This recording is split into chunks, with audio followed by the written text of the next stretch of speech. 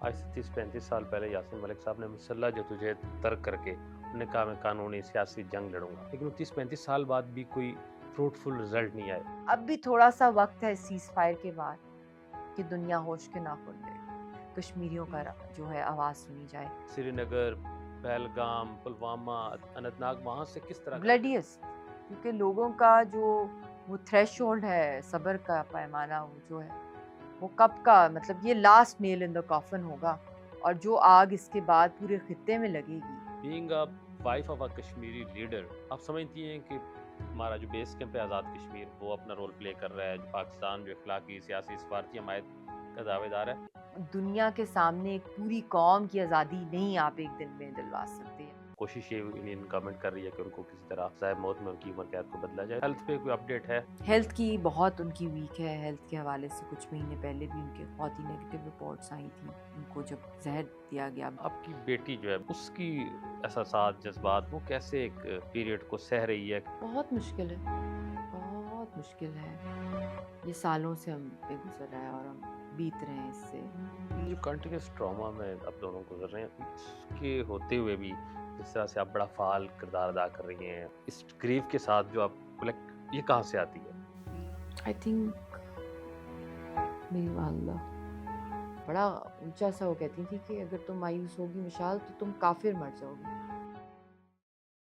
बिस्मिल्लाहिर्रहमानिर्रहीम, अस्सलाम वालेकुम नाज़रीन। आज पाकिस्तान की आवाम लाइन ऑफ कंट्रोल के दोनों जानिब बसने वाले जो कश्मीरी है उनके साथ इज़हार यकजहती का दिन मना रही है आज 5 फरवरी, और इसी मुनासबत से आज मिज़ाज का जो खुसूसी ये जो पॉडकास्ट है वो इसी मुनासबत से है। भारत का जो बदनाम ज़माना हुकूमत खाना है तिहाड़ जेल, उसमें कैद हुर्रियत पसंद रहनुमा यासीन मलिक, उनकी अहलिया जो है वो आज हमारे साथ मौजूद होंगी। विशाल मलिक खुद भी एक फ़ाल कारकुन है और अपने शोहर की रिहाई और मकबूजा कश्मीर में जो काबज़ भारतीय अफ़वाज है उनके ज़ुल्म बर्बरियत और इंसानी हकूक़ की जो खिलाफ वर्जियाँ हैं उस पर आवाज़ बुलंद करती हैं। बहुत शुक्रिया मैडम आपके वक़्त के लिए।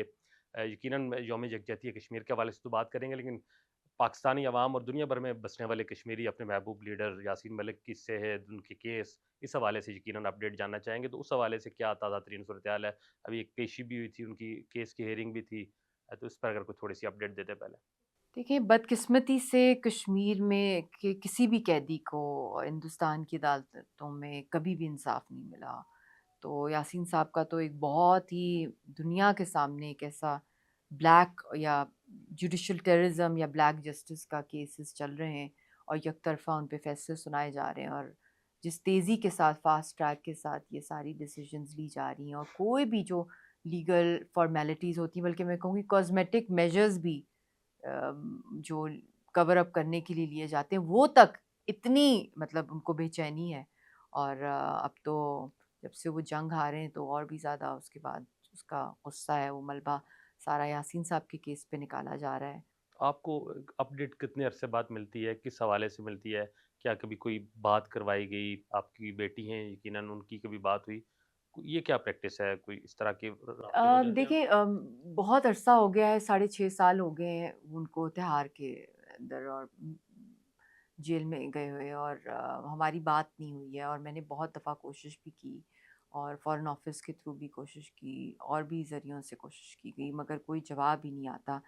अब जो लीगल जो कुछ एवेन्यूज़ जो बच गए हैं हमारे इंटरनेशनली उनको हम एक्सरसाइज करने की कोशिश कर रहे हैं और ख़बरें उनकी अखबारों के थ्रू ही आती हैं, इंडियन अखबारों में जब कोई ख़बर उनके बारे में Indian media according to their state जो इतना वो रिलीज़ करते हैं और वो उसमें सच तो बहुत कम होता है, उन्हीं की जो नैरेटिव है इंडियन स्टेट का प्रोजेक्ट किया जाता है मोदी का।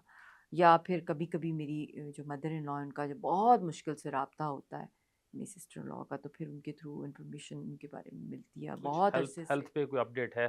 हेल्थ की बहुत उनकी वीक है, हेल्थ के हवाले से कुछ महीने पहले भी उनके बहुत ही नेगेटिव रिपोर्ट्स आई थी और उनको एक सब स्टैंडर्ड डिस्पेंसरी के अंदर जो है उनका इलाज कभी-कभी करा दिया जाता है तिहाड़ के अंदर। वो तिहाड़ जेल का जो इलाका है बट किसी स्पेशलाइज्ड कार्डियक फैसिलिटी जहाँ पे उनको एसओएस बेसिस के ऊपर इमरजेंसी बेसिस के ऊपर उनको हॉस्पिटलाइज किया जाए वैसी कोई फैसिलिटी नहीं दी जा रही और उनका ऑलरेडी एक मेटालिक हार्ट वाल्व है और वो उनको जब जहर दिया गया ब्लड फूड पॉइजनिंग उनको हुई अर्ली 90s में जेल में तो तब उनका वाल्व रिप्लेस कराया गया। तो वो एक मशीन है, वो किसी भी वक्त बंद हो सकती है और 5 साल से फॉर योर नॉलेज वो एक्सपायर्ड है, वो हार्ट वाल्व जो आर्टिफिशियल है। मगर ये कोई मुआवजा है कि वो अभी तक चल रहा है, but any time it can stop और कुछ भी हो सकता है उनके साथ। तो एक ये तलवार लटक रही है और एक इनके मुकदमों के अंदर फांसी चढ़ाने की तलवार लटक रही है। अब अगली हेयरिंग आ रही है फांसी वाले केस की 22 अप्रैल को। फिर एयरफोर्स का केस है, उसके अंदर भी क्रॉस एग्जामिनेशन की कोई भी जो पैरामीटर्स हैं उनको नहीं फॉलो किया गया, जो लीगल ऑब्लिगेशंस थी। और उसमें भी एक तरफा बहुत तेज़ी के साथ जो 35 ईयर्स पहले जिन्होंने गवाही दी थी कि आई विटनेसेस ने कि यासीन इज़ नॉट इन्वॉल्व, उन्हीं लोगों से जो उनमें से कुछ ज़िंदा हैं, उन्हीं से जिन्होंने कोर्ट में आके जो हाज़िरी देकर बयान रिकॉर्ड किया था। कभी आपने आज तक सुना है कि इतने सालों के बाद उनको फिर पेश किया जाता है और उनकी तो मेमोरी ही चली जाती है 35-36 ईयर्स पुराना, और उसमें से कुछ ज़िंदा हैं, कुछ फौत हो गए। तो उनसे फिर से जो है विदाउट क्रॉस एग्जामिनेशन फिर से गवाही ली जा रही है। तो आई डोंट अंडरस्टैंड ये कौन सी मॉकरी है जुडिशल सिस्टम तो की। इसका देखें ना, बहुत करीब आ रहा है, जैसे आप कह रहे हैं अगली हेयरिंग है और कोशिश ये इंडियन गवर्नमेंट कर रही है कि उनको किसी तरह सजाए मौत में उनकी उम्र कैद को बदला जाए। तो सियासी या कानूनी क्या मजीद ऑप्शन या एवेन्यूज़ रह गए हैं कि वो ऐसी तहरीक चलाई जाए, कुछ ऐसे ऑप्शंस इस्तेमाल किए जाएँ कि हम उससे कोई रिजल्ट हासिल कर सकें, यासीन मलिक साहब को बचाया जा सके जुल्म से? देखिए सबसे पहली इस वक्त अर्जेंट ज़रूरत है कि इंटरनेशनल अदालतों में यासीन साहब की जान को बचाने के लिए ये मामला, इनका केस लेके जाया जाए।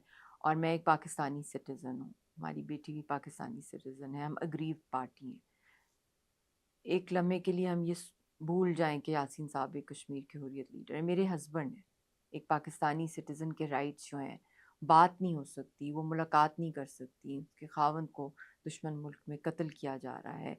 तो उनकी जान को बचाने के लिए एक अग्रीव पार्टी की ये राइट है मेरा कि इंटरनेशनल अदालतों में पाकिस्तान की स्टेट और गवर्नमेंट ये मैटर लेके जाए। इसी तरह मैं कहूँगी कि कश्मीर पे Pakistan is a party to it, United Nations की करारदादों में पाकिस्तान सिग्नेटरी और वैसे भी कश्मीरियों का वकील है।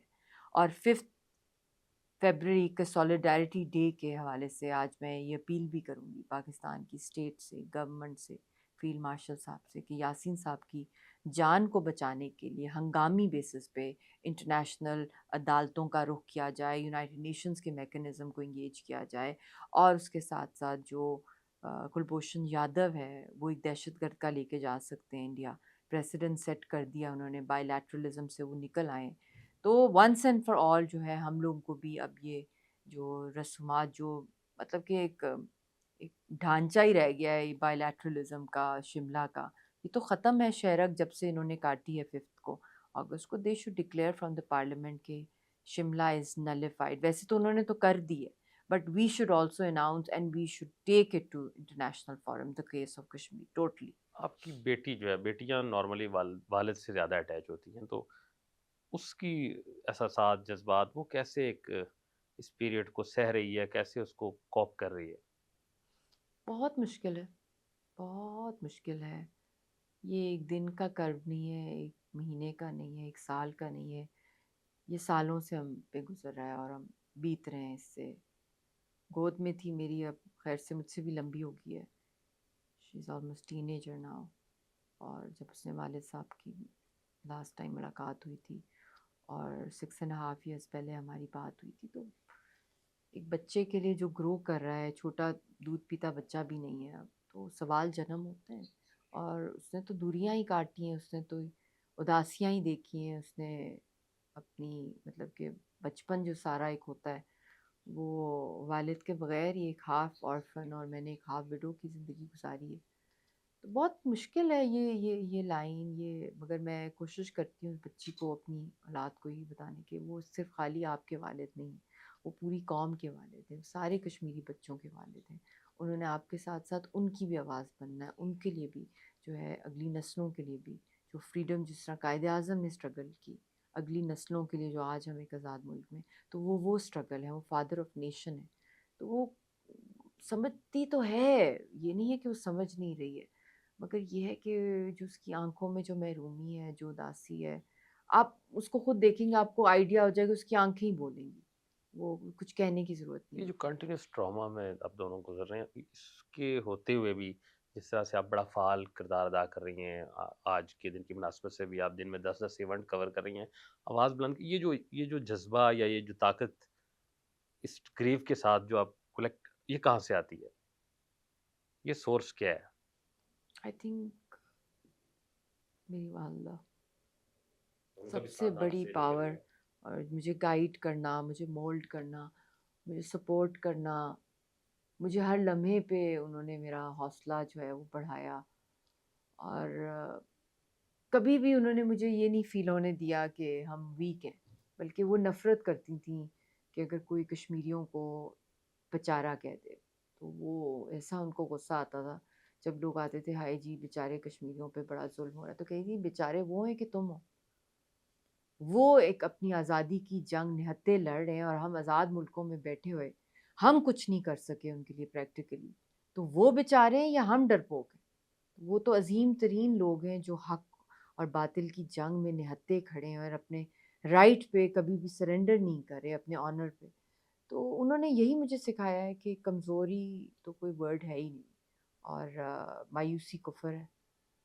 तो बड़ा ऊंचा सा वो कहती थी कि अगर तुम मायूस होगी मिशाल तो तुम काफिर मर जाओगी, तो ये काफिर नहीं हम समझ सकते। तो यही वो चीज़ें हैं, और फिर यासीन साहब की पूरी एक लेगेसी, उनकी स्ट्रगल और शहीदों की कुर्बानियाँ, ये सारी चीज़ें जो है इन अ नटशेल जो है उठा लेती हैं मुझे। मैं बहुत दफ़ा टूटी हूँ, बट यही है कि इन्हीं से ताकत मिलती है और कोई पावर नहीं। अल्लाह के अंदर यकीन और ईमान। आज से 30-35 साल पहले यासीन मलिक साहब ने मुसल्लह जदोजहद तर्क करके उन्होंने कहा मैं कानूनी सियासी जंग लड़ूंगा, लेकिन वो 30-35 साल बाद भी कोई फ्रूटफुल रिजल्ट नहीं आए। कभी लगता है कि वो जो उनका इस तरफ आना शायद ठीक नहीं था, वो शायद ताकत की ज़ुबान बारह समझते हैं और वही अगर अपनाई जाती तो कोई बेहतर रिजल्ट आ सकते थे। देखिए, एक भगत सिंह की सियासत थी, एक जिन्ना की थी, एक गांधी की थी, एक नेल्सन मंडेला की थी, एक मार्टिन लूथर किंग की थी। तो तरह तरह की तहरीकों में स्ट्रगल्स हुई हैं, कभी मुसल्ला जदोजहद, कभी पुरअमन। बट दुनिया में ये वाहिद तहरीक है जो एक न्यूक्लियर फ्लैश पॉइंट है। कहीं दुनिया में आप नहीं देखेंगे कि कोई जंग हो रही हो तो उसके चांसेस फुल फ्लेज न्यूक्लियर जंग के हों। ईरान इसराइल जंग कोई न्यूक्लियर नहीं गई। इसराइल पैलेस्टाइन जंग है, अभी तक चल रही है, नस्ल कुशियां, न्यूक्लियर नहीं गई। 9/11 हुआ, वर्ल्ड ऑर्डर बदला, अफगानिस्तान में जंग हुई, पूरी दुनिया में हुई, it did not go nuclear. Armenia की जंग न्यूक्लियर नहीं गई, यूक्रेन रशिया की जंग न्यूक्लियर नहीं गई। बट क्या वजह है कि एक वाहिद खिता जहाँ पुलवामा होता है 2019 में, तो न्यूक्लियर कोड्स एक्सचेंज करने की हद तक मामला पहुंच जाए। पहलगाम में 26 मासूम लोगों को दहशतगर्दी के अंदर हिंदुस्तान की स्टेट सरकार जो है एक इलेक्शन जीतने के लिए, मोदी की आरएसएस एक दहशतगर्दी का इंसिडेंट करवा के और सारा ब्लेम पाकिस्तान पे डाल के एक जंग की तरफ ले जाते हैं मामला। और फिर वाटर टेररिज्म की बात आ जाती है, war, war as a weapon of war, water as a weapon of war. तो आप सोच सकते हैं कि इस खत्ते में जब एक ड्रॉप ऑफ द हैट पे न्यूक्लियर का रिस्क होता है, तो ऐसे खित्ते के अंदर जब उसके सबसे बड़ा लीडर, जिसने मुसल्ला जदोजहद के पायनियर थे, जिस तरह आर्मी चीफ थे, जिस तरह हमारे फील्ड मार्शल साहब हैं, इंडिया के आर्मी चीफ है दुनिया, he was the commander in chief of the armed resistance. जब उनको दुनिया ने, वर्ल्ड इस्टेब्लिशमेंट ने, वर्ल्ड के लोगों ने कन्विंस किया जेल में आके कि आप पुरअमन जद्दोजहद कायदे आज़म की तरह, गांधी की तरह शुरू करें, दुनिया कश्मीरियों का मुकदमा सुनेगी, तो उन्होंने तो पास रख लिया अपने उन वादों का। और आज तक उसके पीछे जो वो कॉस्ट, जो प्राइस पे करें, वो खुद ज़ाती तौर पे, पॉलिटिकली, और जो हमारी हज़ारों की तादाद में मासूम लोग शहीद हुए। मगर उस वक्त जो वास्ता दुनिया ने उनको दिया कि ये जिस बारूद के ढेर पे कश्मीर खड़ा हुआ है, अगर आप पुरअमन सियासी जद्दोजहद पे जाएंगे, दुनिया आपकी आवाज़ सुनेगी और पूरी दुनिया के अमन का जो ठेकेदारी है या उसका जो मंबा है वो कश्मीर के साथ जुड़ा हुआ है, तो आप भी अमन का रास्ता शुरू करें। तो आज बदकिस्मती से दुनिया ने, हमने तो अमन की तरफ चल पड़े, मगर दुनिया कश्मीर को भूल गई, कश्मीरियों की कुर्बानियों को भूल गई, और आगे से आगे अपने बिजनेस इंटरेस्ट के ऊपर चलती फिरती रही। और जब पहलगाम हुआ तो फिर दुनिया फिर से अलर्ट हो गई कि ये क्या हो गया, ये तो फिर मामला न्यूक्लियर पे फुल फ्लैज जंग पे चल पड़ा। तब दुनिया आई। लेकिन दुनिया आती है, लेकिन कश्मीर के मगर इश्यू पे अब मगर जैसे यही मैं बात कर रही हूँ कि अब जिस नहज पे ये सारा मामला चल पड़ा है और जब से शहरक कट गई है और अवाम को भी ये मैसेज पहुंच गया है कश्मीर की कि दुनिया कोई सीरियसली नहीं आ रही इस जुल्म को रोकने के लिए, और अगर उनके पुरअमन रहनुमाओं को कत्ल कर दिया जाएगा, ख़ास तौर पे वो जिसने आर्म्ड रेजिस्टेंस जो मुसल्ह जद्दोजहद का आगाज़ किया और उनके साथ ये सलूक किया गया, तो फिर सारी कश्मीरी कौम ने मुसल्ह जद्दोजहद की तरफ चले जाना है, जो उनका लीगल राइट है।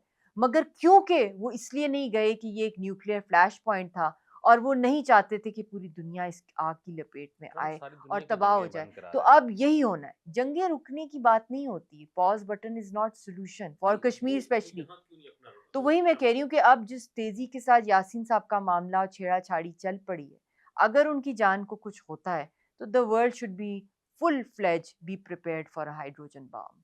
इस तरह का रिएक्शन आएगा और जब वहां से आग निकलेगी और आग फटेगी, और अगर मुसल्ह जद्दोजहद में वेपन नहीं हुई कश्मीरी कौम के पास और उन्होंने सुसाइड बॉम्बर होने का रुख इख्तियार किया, तो फिर तो दुनिया के लिए बहुत देर हो जाएगी और कोई लीडर नहीं होगा कश्मीरियों का कि उनको पुरअमन रास्ते के ऊपर, सियासी रास्ते के ऊपर लाए कि दुनिया उनके पास में। अगर और या ये बहुत देर हो भी चुकी है अब भी थोड़ा सा वक्त है सीज फायर के बाद कि दुनिया होश के नाखुन ले और अपनी खातिर, कश्मीरियों के खातिर नहीं बल्कि दुनिया को तबाही से बचाने के लिए कश्मीरियों का जो है आवाज़ सुनी जाए, उनके रहनुमाओं को बचाया जाए और उनको टेबल पे लाया जाए और कश्मीरियों की उमंगों के मुताबिक हक के खुद इरादियत उनको दिया जाए। आज भी देख लें जो कुछ दुनिया में हो रहा है, अफरा तफरी है, मगर अगर ये शुरू हो गया तो फिर तो देर इज़ नो रिटर्न खुदा टू न खास्ता अगर एग्जीक्यूशन की तरफ जाता है इंडिया इस मलिक साहब की, तो किस तरह का रद्द-ए-अमल आप ब्लडीएस्ट रिस्पॉन्स आएगा। श्रीनगर, पहलगाम, पुलवामा, अनंतनाग वहाँ से किस तरह का रद्द-ए-अमल? ब्लडीएस्ट, क्योंकि लोगों का जो वो थ्रेशोल्ड है, सब्र का पैमाना वो जो है, वो कब का, मतलब ये last nail in the coffin होगा। और जो आग इसके बाद पूरे खित्ते में लगेगी, वो कोलोसल डैमेज उसका तो मतलब कि इरिपेरेबल लॉस है। देखिए पहलगाम हुआ जिस दिन दहशतगर्दी का, इन्होंने खुद कराया एक इलेक्शन जीतने के लिए, अक्सर यही करते हैं। तो क्या हुआ उसके अगले दिन, डेली अप्रॉक्सीमेटली उसके बाद जो लॉस हुआ जंग तक, कम से कम 4 बिलियन से 5 बिलियन डॉलर का डेली पाकिस्तान को, और हिंदुस्तान को बिटवीन 16 to 20 बिलियन डॉलर का डेली का नुकसान हुआ। और अगर ये तो एक 26 लोग मारे गए ना, अगर उनका बड़ा लीडर फांसी चढ़ा दिया तो फिर तो आप समझे कि हर कश्मीरी का जो रिस्पॉन्स होगा, तो उसके बाद तो फिर मतलब कि वी कांट इवन इमेजिन जिस लेवल पे एस्केलेशन होगी। अगस्त 2019 के बाद जब 370 को रिवोक किया गया, उसके बाद की जो तहरीक आज़ादी के असरात हैं उस वाक़ये के, उसको आप कैसे समाप्त करती हैं? क्या उससे फ़र्क पड़ा? कुछ नरमी हुई, कुछ सख्ती हुई? फिर उसके बाद जो भारत कोशिश कर रहा है डेमोग्राफी चेंज करने की, वहाँ गैर कश्मीरी को आबाद करके जो कश्मीरी शनाख्त को जो चैलेंजेस हैं, वो कितने बड़ा फ़र्क डालेगा? कि ऑलमोस्ट 5 मिलियन सिग्नेच डोमिसाइल्स इशू कर दिए इन्होंने इंडियंस को, और फिर उसके साथ साथ हमने देखा है कि वोटर राइट्स भी दे दिए उनको, एक डिस्प्यूटेड टेरिटरी के। अब देखिए किसी पाकिस्तानी के पास प्रॉपर्टी खरीदने का राइट नहीं है आज़ाद कश्मीर में, ना ही उनके पास वोटर राइट्स हैं। उनकी डेमोग्राफिक्स को प्रोटेक्ट किया हुआ है जब तक कि यूएन की करारदादें इम्प्लीमेंट नहीं होती और प्लेबिसेट रेफरेंडम नहीं कलेक्ट होता वहाँ पे, कंडक्ट होता। मगर इस साइड पे एक मिनी इंडिया, एक मिनी आरएसएस का एक पूरा एक लैंडस्केप बन गई है, और अखंड भारत का जो ग्रेटर डिज़ाइन है इनका, उसके ऊपर काम किया जा रहा है और उसको उसकी मेन जो है नर्सरी बनाने की कोशिश की जा रही है, जहाँ से उन्होंने पूरे रीजन के अंदर जो अफरा तफरी मनानी है। मगर मैं साथ साथ ये भी कहना चाहती हूँ कि जब 5 अगस्त हुआ है 2019, उसके बाद वर्ल्ड में कोई सब्सटैंशियल स्टेप्स नहीं लिए गए कि हिंदुस्तान को अंडर इकोनॉमिक और डिफेंस सैंक्शन जो है रेडार के अंडर लाया जाए या अंडर इंटरनेशनल ऑब्लिगेशन। सो बदकिस्मती से जितना भी इग्नोरेंस हुआ, इस इशू को लाइटली लिया गया और ये इतना अब क्रॉनिक हो गया ये मसला कि ये अब न्यूक्लियर फुल फ्लेज जंग की तरफ जो एक बीच का पॉज बटन आया है। तो अभी भी वक्त है जो ख़ास तौर पे फ़ील्ड मार्शल साहब ने, हमारी फ़ोर्सेस ने, अ, आर्मी ने, पब्लिक ने, मीडिया ने बहुत एक स्ट्रॉन्ग रोल प्ले किया इस वॉर के अंदर। और जो ये माहौल पूरा का पूरा दुनिया में बन गया इस जीत के बाद, ये आइडियल टाइम है to capitalise it and to internationalise Kashmir issue. और उसकी ग्रेविटी जो है, इसकी इसकी रेपरिकशंस जो हैं, इसके क्रॉनिक नेचर की दुनिया तक वो पैगाम पहुंचाना। और ये एक लिटमस टेस्ट भी है दुनिया के लिए इस वक्त का जो कश्मीर केस है मार्का हक के बाद। और इसके ऊपर I think I will appeal to the field marshal, जो दिन रात कर भी रहे हैं काम अपनी तरफ से, ख़ास तौर पे कश्मीर कॉज के ऊपर। पॉलिटिकली हमारी कोई स्ट्रॉन्ग पॉलिसी नहीं है स्टेट लेवल पे। वो उसी तरफ मैं आना फील्ड चाह रहा मार्शल था कि साहब इज़ यौम डूइंग रियली यकजहती वेल, पे हम छुट्टी भी बट मना लेते हैं, अनफॉर्चुनेटली उस पे सेमिनार्स भी कर लेते हैं, रैली भी जाती है। 370 रिवोक होने के बाद हमने कश्मीर हाईवे का नाम श्रीनगर हाईवे रख लिया, एक क्लॉक लगा दी।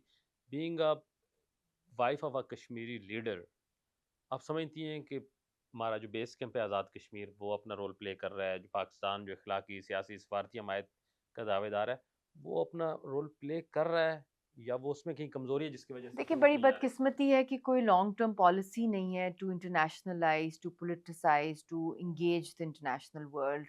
वही पुराने रिटोरिक्स में थोड़ा बहुत चेंजेस आ जाते हैं, और ये एक एक्स्ट्रॉर्डनरी चैलेंज था 5 अगस्त के बाद। और उसके बाद एक्स्ट्रॉर्डनरी मेजर्स चाहिए थे। और खाली जुम्मे के बाद लोगों को कहना कि खड़े हो जाओ, या एक क्लॉक लग जाए, या आपने साल में एक दफ़ा यूनाइटेड नेशंस में एक बड़ी हाइपर इमोशनल स्पीच कर दी, इससे दुनिया के सामने एक पूरी कौम की आज़ादी नहीं आप एक दिन में दिलवा सकते, या 5 फरवरी पे। बल्कि 5 फरवरी वो दिन होना चाहिए कि हम अगले 5 फरवरी तक हम क्या क्या करेंगे टू अचीव, ताकि रोड ये मैप। ब्लडशेड बने एक रोड मैप है, एक पूरा का पूरा एक इसका आर्किटेक्चर जो है डिज़ाइन किया जाए। जिस तरह हमने ग्लोब ट्रॉटिंग करनी है, मैपिंग करें किस तरह हमने इसको फोकस पे लाना है इंटरनेशनल रेडार के ऊपर। दुनिया एक यूनिपोलर वर्ल्ड से मल्टीपोलर वर्ल्ड पे जा रही है। हर रोज़ कोई ना कोई एक इंटरनेशनल इशू जो है दुनिया की टेंशन ले लेता है। तो किस तरह हम इसको एंगेज करें, इसकी ग्रेविटी को एक्सप्लेन करें। और इसके ऊपर ख़ास तौर पे यूनाइटेड नेशंस में भी इस वक्त इम्पॉर्टेंट पोजीशन पर है पाकिस्तान। और बोर्ड ऑफ पीस जो है गाज़ा पे, जिसके अंदर फाउंडिंग मेंबर्स में पाकिस्तान है, और इसमें फील्ड मार्शल साहब का एक बड़ा रोल है। ईरान इसराइल वॉर के सीज़ फायर में डोनाल्ड ट्रंप के साथ फील्ड मार्शल साहब का भी रोल है, और चाइना का भी बहुत रोल है। जो इंडिया पाकिस्तान की वॉर हुई बिहाइंड द सीन, चाइना ने भी रोल प्ले किया, फोर फ्रंट पे प्रेसिडेंट ट्रंप ने और फील्ड मार्शल साहब ने। तो अभी ये टाइम है कि हम इन सारी जितनी भी सूरत हाल है, इसको लेके एटलीस्ट इंटरनेशनल अदालतों तक हम अपना ये मैटर कश्मीर का लेके कौन जाएं। लेके जाएगा? क्या कश्मीरी लीडरशिप स्टेट इस काबिल है स्टेट आजकल की? स्टेट लेके जाती है, गवर्नमेंट लेके जाती है। और मैं जब इंटरम में आई थी, वो भी डिप्लोमेटिक पासपोर्ट के लिए, क्योंकि इंडियन लॉबी की वजह से मुझे साल साल वीज़ा नहीं लग रहे थे। तो मेरी एक ही रिक्वेस्ट थी, पिछली भी पॉलिटिकल रिजीम्स को, इसको भी, इस रिजीम को भी, सारियों को मैंने कहा, तो किसी ने मुझे नहीं दिया। इंटरम के अंदर एक शॉर्ट अपॉर्चुनिटी आई, और कुछ स्टेट की तरफ से मुझे एक रिक्वेस्ट आई कि यही तरीका है, आपको इमरजेंसी है, यासीन साहब की फांसी का केस है, third time prime minister Modi बनना चाह रहा है, और हाई चांसेस थे यासीन साहब को हैंग करने के। तो वो इंटरम था, नॉन पॉलिटिकल था उस लिहाज से। तो वो मुझे मिला, मैंने ट्रैवल किया बाहर के मुल्कों में, और बहुत से वर्ल्ड लीडर्स के साथ मीटिंग्स हुई बिहाइंड द सीन, ताकि यासीन साहब की हैंगिंग डिले कर दी जाए या उनको रिलीज़ कराएं। तो वो 8 महीने हैंगिंग जो है वो उनकी डिले हुई। मगर मेरा पहली जो डिमांड थी प्राइम मिनिस्टर से इंटरम में, यही थी कि इंटरनेशनल अदालतों में यासीन साहब का मुकदमा फौरी तौर पे हम लेके जाएं। तो सैडली वो एक इंटरम सेटअप था, उसके पास मैंडेट ही नहीं था। इंटरम के पास ऐसे बड़े जो इनिशिएटिव्स लेने का इख्तियार नहीं होता। ज़्यादा से ज़्यादा इलेक्शंस कराने का होता है, या जो डे टू डे की जो इकोनॉमिक इश्यूज होते हैं, ताकि वो चलते रहें कौम के। तो खैर, अभी भी वक्त है। मेरी ये भी डिमांड है पाकिस्तान की हुकूमत से, पिछली भी हुकूमत के साथ थी, ख़ास तौर पे अभी है, कि एक जॉइंट सेशन जो है अर्जेंट बेसिस पे यासीन साहब की जान को बचाने के लिए, जो ये बहुत बड़ी तलवार लटकी हुई है, और उससे इम्पैक्ट जो होगा अगर उनके साथ कुछ छेड़ा-छाड़ी उनकी ज़िंदगी के साथ कर दी, तो जॉइंट सेशन पार्लियामेंट का मतलब ही ये होता है कि वहाँ एक डेमोक्रेटिक वॉइसेस आके एक पॉलिसी बनाए, एक लॉन्ग टर्म पॉलिसी बनाए। तो वो अभी तक जॉइंट सेशन नहीं हुआ। दूसरी मैंने डिमांड की है डिप्लोमेटिक पासपोर्ट की, वो अभी तक नहीं मिला है। फिर मैंने काफ़ी सालों से कह रही हूँ कि इंटरनेशनल अदालतों में यासीन साहब का मुकदमा लेके जाया जाए कश्मीर के हुर्रियत रहनुमाओं की आज़ादी के लिए। वो कुलभूषण एक दहशतगर्द का लेंगे। अगर वो भी नहीं हो रहा तो एटलीस्ट अर्जेंट बेसिस पे जो है यहाँ पे इस्लामाबाद हाई कोर्ट में कुलभूषण जाधव के केस की हियरिंग जो है फास्ट ट्रैक पे शुरू कर दी जाए। तो वो भी नहीं हुआ और मैं काफ़ी सालों से कह रही हूँ जब से ये लॉफेयर हुआ है 5 अगस्त का कि एक लीगल सेल जो है वो फॉरेन ऑफिस के अंदर कॉन्स्टिट्यूट कराया जाए जिसमें इंटरनेशनल लॉ के एक्सपर्ट्स हों जो बाहर के इंटरनेशनल जुरिस्डिक्शंस और यूनिवर्सल मैकेनिज्म्स के तहत जो है कश्मीर का केस इंटरनेशनलाइज करें। और फिर मैंने ये भी कहा कि इंटरनेशनल लॉबिंग फर्म्स को हायर किया जाए कश्मीर के मुकदमे को हाईलाइट करने के लिए। बट उस तरीके से हुई नहीं है चीज़ें, रवायती तौर पर हुई हैं। मैं किसी की इंटेंशंस की बात नहीं करी, मैं बात कर रही हूँ actions. It is not the time of words, it's the time of taking actions. बहुत कम टाइम रह गया है। जो इमरजेंसी सूरत-ए-हाल है, एसओएस सूरत-ए-हाल है कश्मीर के ये जो अंदर। कश्मीरी डायस्पोरा है दुनिया भर में और बहुत बड़ी तादाद में है, इसको कभी आपने अप्रोच किया है, इनको एंगेज किया है कि जी। वहाँ पर फंडिंग हो, वो केस लेके जाएँ, वो ये केस लड़ें? बिल्कुल, अब तो मैं यही इसको खुद इंडिपेंडेंटली मैं सोच रही हूँ लॉन्च करने के लिए सेव यासीन मलिक फ़ंड जिस तरह पैलेस्टीनियन फ़ंड था। क्योंकि मैं खुद अपनी ज़ात से कितनी कैंपेन कर सकती हूँ। ट्विटर के ऊपर भी मार्केटिंग होती है, सोशल मीडिया पे, फ़ेसबुक पे, टिकटॉक के ऊपर दुनिया ही मार्केटिंग की है। आपने अपना चाहे वो जंग है, चाहे वो अट्रॉसिटीज़ हैं, जब तक वो प्रोजेक्ट ठीक तरीके से नहीं होंगी, चाहे वो टाइम्स स्क्वायर के ऊपर प्रोजेक्ट करना हो उनकी बिल्डिंग्स के आगे, save Yasin Malik, save Kashmiris, pellet victims, इनकी जब तक न्यूयॉर्क टाइम्स, वॉशिंगटन पोस्ट के मतलब पूरे-पूरे पेजेस होते हैं, उनके ऊपर प्रोजेक्ट नहीं होंगी, जब तक इंटरनेशनली हाइलाइट नहीं होंगी, थिंक टैंक्स में उसके लिए डिस्कस फंडिंग नहीं हो, चाहिए ना, तो उसके उसके लिए लिए फंड फंडिंग तो ये अब हम सोच रहे हैं कि एक मैं खुद ही अब अपने ओन के ऊपर हमारे कश्मीरी डायस्पोरा के साथ मिल के सेव यासीन नहीं, मलिक आप जो आज फंड है, आज उन उसको हम लॉन्च डायस्पोरा करें। को कोई पैगाम दें और कि उनको मेरा एंगेज उनको भी करें। यही पैगाम है कि इसके ऊपर हम काम करने लगे हैं बहुत जल्द और आप सब लोग इसके अंदर अपना हिस्सा डालें। अकेली ये मेरे लिए नहीं वो कुर्बानी दे रहे हैं अपनी ख़ानदान, वो पूरी तहरीक के लिए दे रहे हैं बल्कि पूरी दुनिया के अमन के लिए। वो एक वर्ल्ड लीडर हैं पीस के जो उनकी कुर्बानियाँ हैं।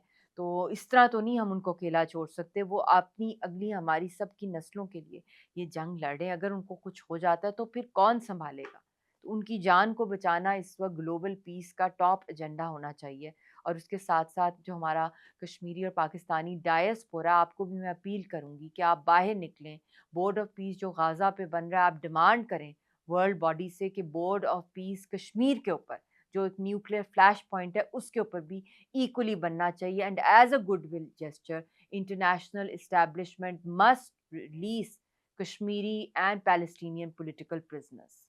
इसके ऊपर हमारी कॉन्फिडेंस बिल्डिंग मेजर्स जो हैं, ये हमारे होने चाहिए। बहुत शुक्रिया मिसाल मलिक साहिबा, आपके जज्बे को, आपकी हिम्मत को सलाम है और इस दुआ और उम्मीद के साथ कि बहुत जल्द यासीन मलिक साहब जो भारत की कैद में हैं उनको रिहाई मिलेगी।